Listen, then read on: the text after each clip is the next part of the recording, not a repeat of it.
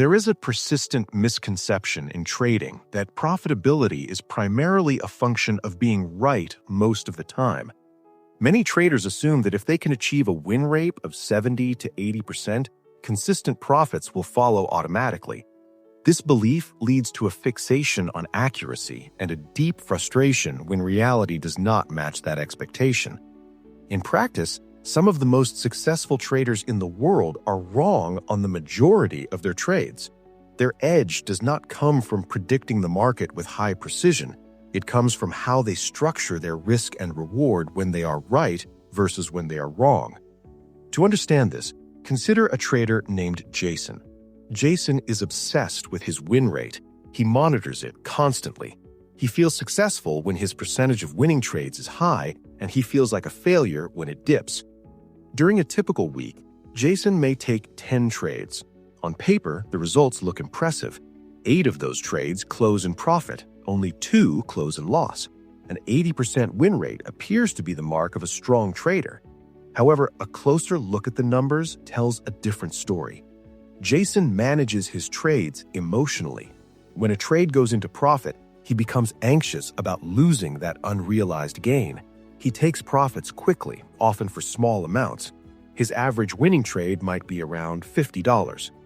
When a trade moves against him, he reacts differently. He does not want to admit that he was wrong, so he avoids closing the trade. He hopes the market will come back. He widens his stop loss or removes it entirely. The losing positions grow larger than planned. His average losing trade might be around $200. Over a series of 10 trades, Jason's results might look like this: 8 wins at $50 each plus $400, 2 losses at $200 each minus $400. Despite winning 80% of the time, Jason has made nothing. In many real cases, the losses are even larger than the example, leading to a net loss despite a high win rate. Jason is confused and frustrated. He cannot understand how he can be right so often and still fail to grow his account. This situation illustrates a critical concept in trading. Win rate alone is almost meaningless without considering the size of wins and the size of losses. The true measure of a trading approach is its expectancy, the average amount made or lost per trade over a large sample. Expectancy is influenced by 2 core variables: the probability of winning and the reward-to-risk ratio.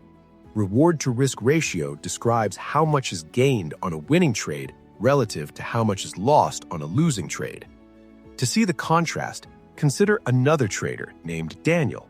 On the surface, Daniel appears to be less successful than Jason if one looks only at win rate. Daniel wins on approximately 4 out of every 10 trades. His win rate is about 40%. 6 out of 10 trades are losing trades. However, Daniel's trade management is completely different. Before entering any position, he defines his stop loss and his profit target.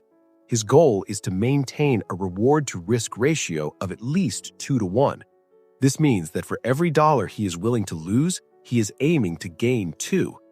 On a typical set of 10 trades, Daniel's results might look like this: 4 winning trades at $300 each plus $1,200, 6 losing trades at $100 each minus $600.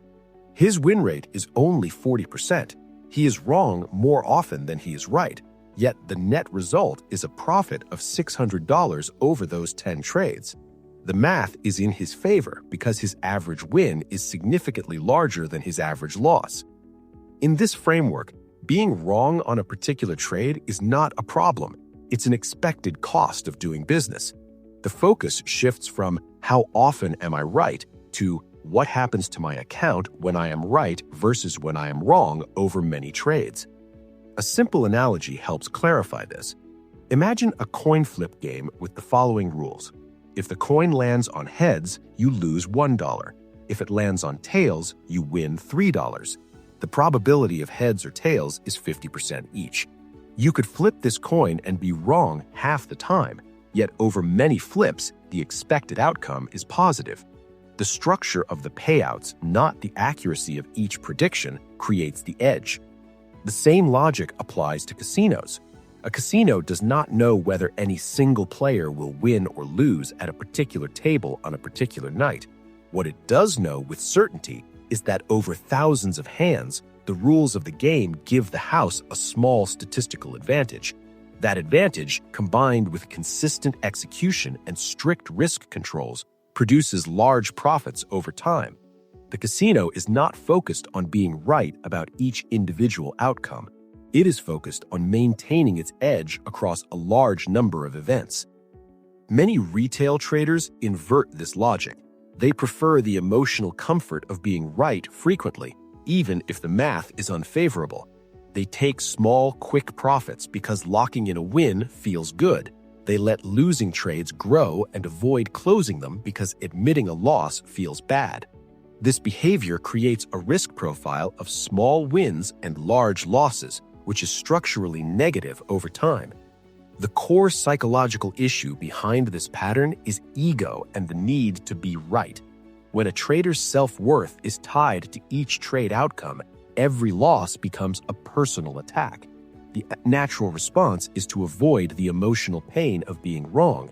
This leads to holding losers too long and cutting winners too early. The account becomes a reflection of emotional defense mechanisms instead of a reflection of a rational, probabilistic process.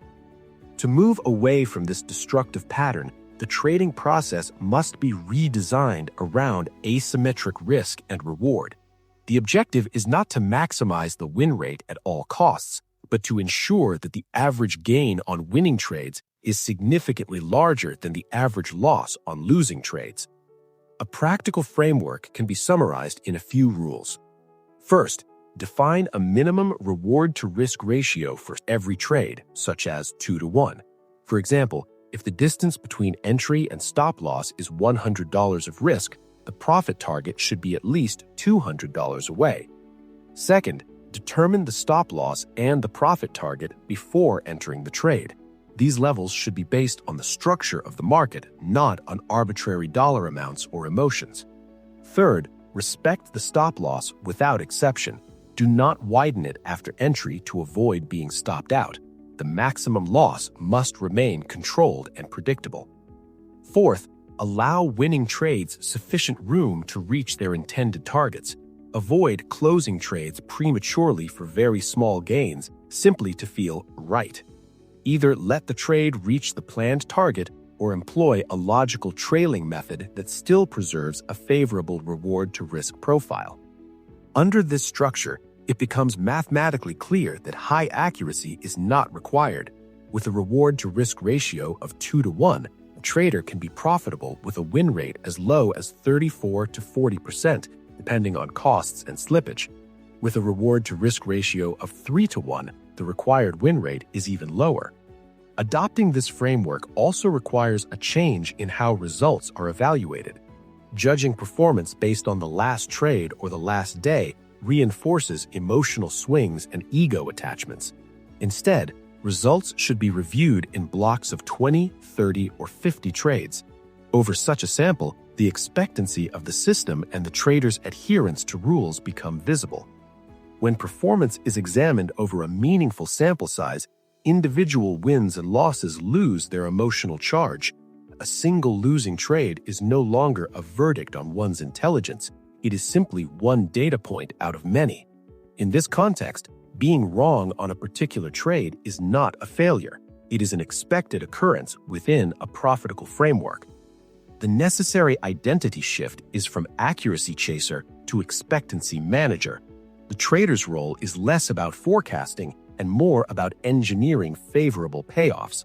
The emphasis moves from predicting direction to controlling the relationship between risk and reward. A practical assignment can reinforce this shift. For the next 20 trades, enforce a minimum reward-to-risk ratio of 2-to-1 on every position. Before entering each trade, document the planned risk in dollars, the planned reward in dollars, and the resulting ratio. After each block of 20 trades, calculate 3 metrics: win rate, average win size, and average loss size. From these, compute the net result. This exercise will often reveal that profitability can emerge, even when more trades are losers than winners. provided the average win significantly exceeds the average loss. It also exposes situations where a high win rate masks poor risk management and negative expectancy. The goal is not to become the trader who is right on every trade. The goal is to become the trader whose process produces a positive outcome over many trades despite being wrong frequently along the way.